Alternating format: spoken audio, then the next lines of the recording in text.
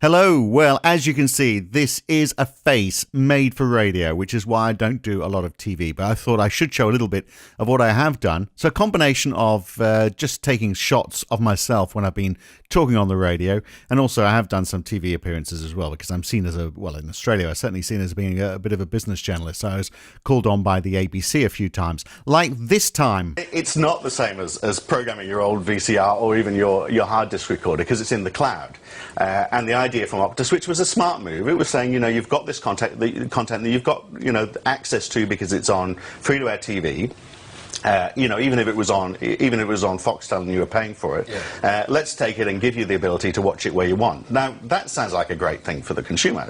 We all say, that's good. So I can leave the house halfway through watching a program. If I can pick up my mobile device and carry on watching it on the train, that's a really good thing. But the issue is, and I think that no question, that's a positive step forward for everybody. But the issue is, Optus are charging for it. Now they say you can have an element of it for free, but it's like I think it's 45 minutes for free, which is, is next to next to nothing at all. And does the AFL get a cut? No, that's the point. This is the point. So none of it goes to... Yeah, exactly. And I think... so none of it goes to kids' footies, Reece? That's exactly right. That's right. Yeah, you're right about that. I mean, so maybe we will start hearing that argument. Yeah. So it's, So there's a cost, obviously, and associated with providing all that content in the cloud or facilitating it. Yeah. But where do you draw the line? There has to be a point where you have to say, well, actually, you're charging a bit much for that. You're making a profit, and the profit you're making is being facilitated by content that somebody else has provided. Yeah.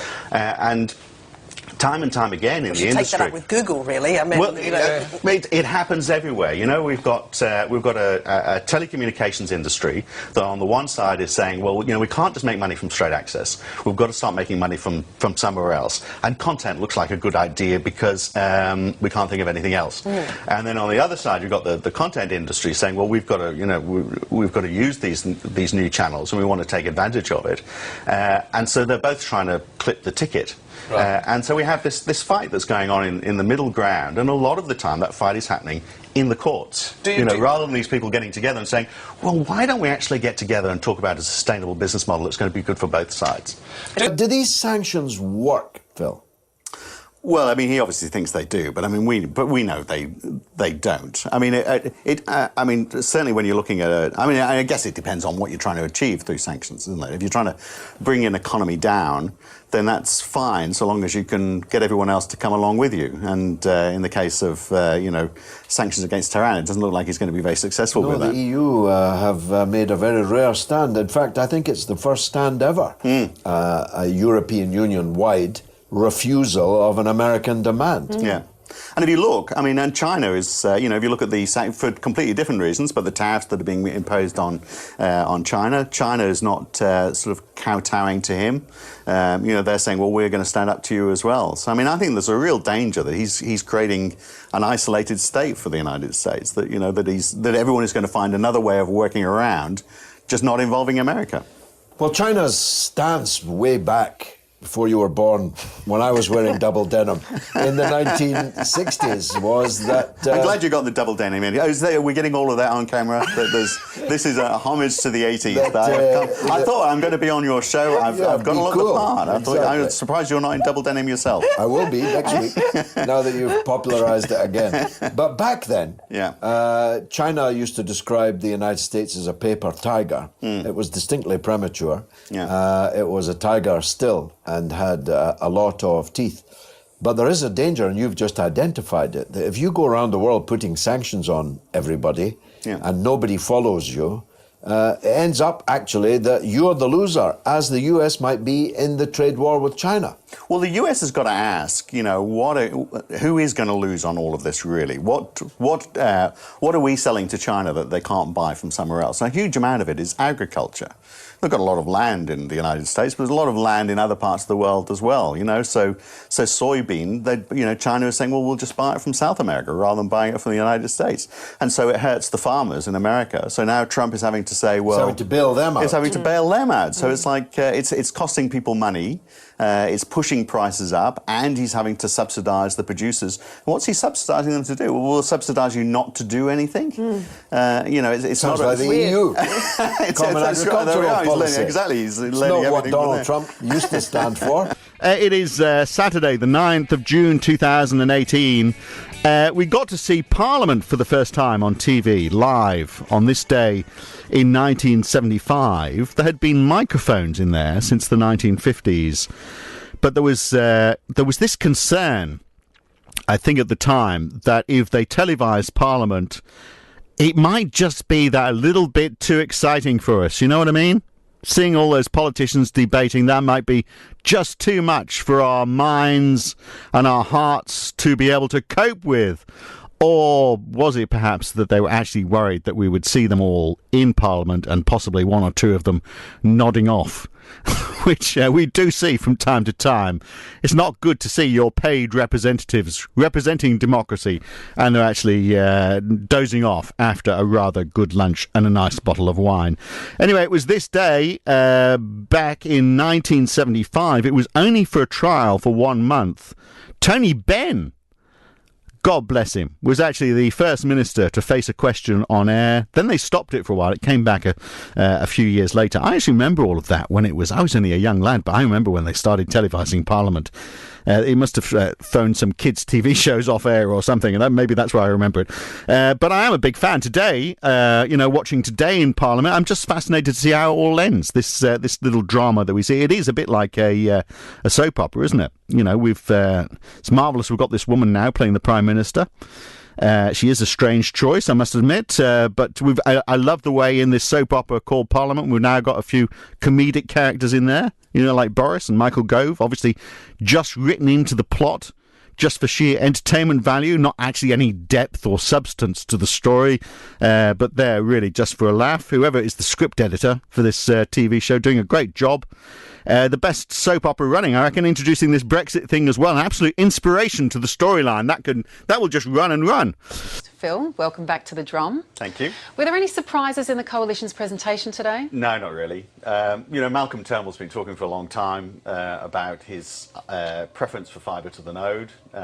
It's no surprises, really. Perhaps the only surprise was he put a figure on it. I think the industry is a bit surprised that the figure is more than perhaps we thought he led on. How much more? I don't think anyone had put a figure on it themselves. And how do you cost it without access to all the data? So it's interesting, actually, that Malcolm Turnbull's come out with a figure when, first of all, he says we need a cost-benefit analysis to try and arrive at a figure on what it's worth paying. But secondly, he hasn't got access to all the information that NBN Co's got. Right. So we have to take with a pinch of salt any figures that are presented at this stage. He released it with a pinch of salt, didn't he? With a caveat that he actually didn't have all the data. So how much can we rely on it? Well, look, he's given himself a lot of caveats, actually. He said that, there's going to be a process of review. Even when they come into government, there'll be an opportunity for them to review the policy once they've got access to the data. They obviously want to do the independent cost-benefit analysis, which I think most people think is a good idea and probably should have been done in the first place. The policy could then change. So, it's a movable feast. But it's interesting, isn't it, hearing politicians talking about it. We've got Conroy saying people want fibre to the home. I'm not sure they do. I think most people in Australia haven't got a clue what this is all about. So we have a lot of politicians talking about technology that they probably don't really understand themselves. Right. Trying to confuse the voter. Well, we know, of course, that Brexit means Brexit, even though, as we've said before, we're not quite sure what the second Brexit is that Brexit's supposed to be. Now, Monsieur Barnier is telling us the backstop means backstop, referring to the plans by the government to limit the time that the backstop on the Northern Ireland border applies. Now, it gets more confusing by the second, doesn't it? To help us take stock of all of this, John Danzig is with us, former BBC journalist. He's now running a grassroots Facebook campaign to keep Britain in the EU. You can look it up. It's called Reasons to Remain on Facebook. You've got 40,000 followers on Facebook. You just need another 17 million or so, and then we can get this Brexit thing beaten, John. That's all? Yes, not many, is it? It's a bit well, I think you probably were pretty close to it, actually. They just need to find out about your Facebook group. But let's start with the Northern Ireland border. As it stands, the EU and the government, as we know, has agreed this backstop that Northern Ireland would follow the same regulations as the EU forever. unless another solution is found. Now, Theresa May wants to put a timetable on that, because if he didn't, we know that David Davis threatened to pack his bags and go off in a huff. That's how we saw it develop this week, pretty much, isn't it? And she also wanted to say, well, all of Britain should be part of this regulatory zone, following EU regulations, so there wasn't a sea border within Britain, which Monsieur Barnier doesn't like. Do you get the feeling that we're in a sort of a bit of a circular argument here? It's interesting you say that whips are, those work-in-progress meetings are important, because, I mean, I've been in big business for many years.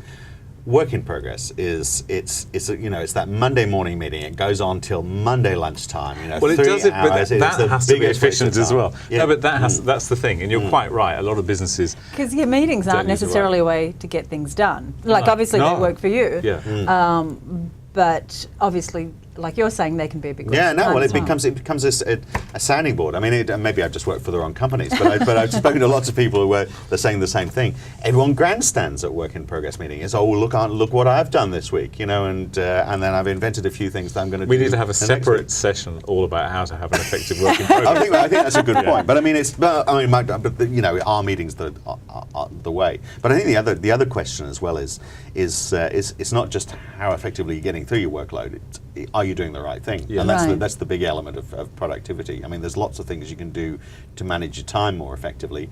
So you think, well, this is great if you're very task orientated. I've ticked all the boxes, but are they the right things? And I think that's a far bigger question. When it comes to Absolutely, you have to cultivate the no. with a full stop firmly Yes. at the end of it. Right. Now, you're a woman, I've noticed. Yes. As we've been I was working this together morning. over the weeks. And so, of course, women are vastly superior at multitasking. They're also very good at telling men how good they are at multitasking. Is it true? Does it make a difference? And can I get a straight answer from you on this? Well, I have to say that unfortunately, while women are better multitaskers, we have a section of our brain, the corpus callosum, that allows us to lateralize. No. Is that the bit that's off thinking about shoes? Well, it can spontaneously think about shoes and other things. Vacuuming. Right. Yeah. Apparently, that's not helpful. One of the things that psychologists have learned is what we call task switching. So I need to do both then, don't I, really? I need to be building customer loyalty so that, I'll see less churn, but I'm always going to need churn management as well, I guess. Absolutely. I don't think there's a business out there that can afford to be complacent. Clearly we're seeing growth in loyalty programs, but churn management is there to stay, and it's important that you've got processes to work on both. Now, the other side of this is to also look at the increasing cost of acquisition. It's important for businesses now, more so than ever, to hang on to what you've got. So talking about the cost of acquiring customers, I guess we can use this, can't we, to try and calculate what the return on investment is, and therefore how much we can afford to spend on managing churn. Absolutely. I think what's important is companies should look at the total lifetime value of the customer, or another way of looking at that is the net worth of that customer. But you won't be the only ones looking at that opportunity, of course. There'll be a lot of other companies saying, well, look, we can take on these guys, and also there's obviously this upside with all the potential growth as well. So, and I would have thought it's the sort of industry where the barriers to entry are relatively low. So how do you fend off the competition? Very good points, Phil. Paranoia is probably the best way to describe it. You've got to be looking over your shoulder all the time. You're dead right. The number of competitors in this space are huge. This is a hyper-competitive market. Everyone complains about the privacy settings on Facebook, but we keep on accepting it. So No, you have to keep going back and changing it, because they keep changing it, and you have to go back and re-change it. But ultimately, the number of people who are changing it is probably reducing all the time. Yeah. And there used to be an argument not so long ago where people were saying, look, I hate the idea that when I go to a web page, the ads that are being served to me on that web page are based on who I am or where I've been or what my interests are. Or the email I just sent. Or the email. Well, Google started putting ads on Gmail, and at the time we were astonished that you were getting ads related to the content that you were sending in your email. We were saying this is an invasion of privacy, and yet ultimately we accepted it, and we accepted it because we got more functionality. We got apps that could do a bit more. And ground down, I would argue. Ground down. I mean, it'd be like that thing, when you update your iTunes or something, and there's just that contracting, just go accept. It could have I get to kill all of your children and have your house. You can't have anything in it. But if you go to Amazon and Amazon says, hey, we think you'll like these books because books you've read are liked by people who also read except that they you so say often get it wrong. Right. You know. I don't want Andy Gibbs' autobiography or whatever the thing is. I mean, for instance, I went to Amazon the other day and they recommended that I buy your book. There we go! There's clearly something going on there, isn't it? Well, that's because you bought it 3 times before. The issue is, though, when they're giving that recommendation, but they're recommending something that they're paid for, and that's where the evil sets in. Yes. And I don't think most of these companies... That's misleading, but it would also kill them. And I don't think most of these companies are actually thinking that way. If he wants to meet the leadership in Iran, he's going to have to go there. They ain't going to Singapore, that's my prediction. Absolutely, and they're going to use the Europeans as much as possible as well, and say, well, okay, here's a bit of tension that we can play on the back of too.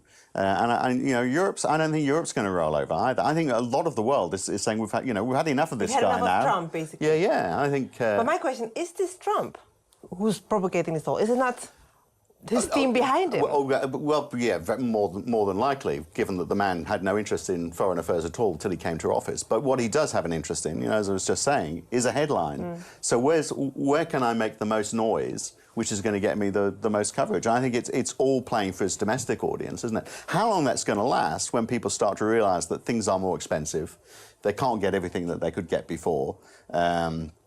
Unemployment's not improving. I mean, it's hurting the Trump heartland, isn't it? A lot of this is hurting the farmers, and who voted for him and who he needs. Yeah, absolutely. So, it's going to be very interesting come the midterms to find out. I was going to come to that. The reality is that Trump is viscerally unpopular amongst a section of the US population. Yeah. He's fantastically popular amongst another section. Which seems to be about 30%. Yeah, 30%, maybe a bit less, maybe a bit... Let's say even they're equal, the people who absolutely hate him and the people who absolutely love him. The people in the middle are the ones affected by trade wars. Yeah. And sanctions that backfire. Well, I think those who've loved him are impacted by trade wars as well. So that's going to be interesting to see if their attitude changes. If their love cools. How is the U.S. economy? I keep hearing on Bloomberg, for example, she sometimes switches it on. I scarcely understand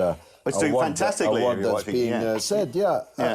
On one level, you could say the U.S. economy was, or at least until now, was doing well. But is it underlying? Are jobs returning to the United States, for example? Well, I mean, if you believe the official statistics, the jobs never were, when he came to office, unemployment wasn't bad.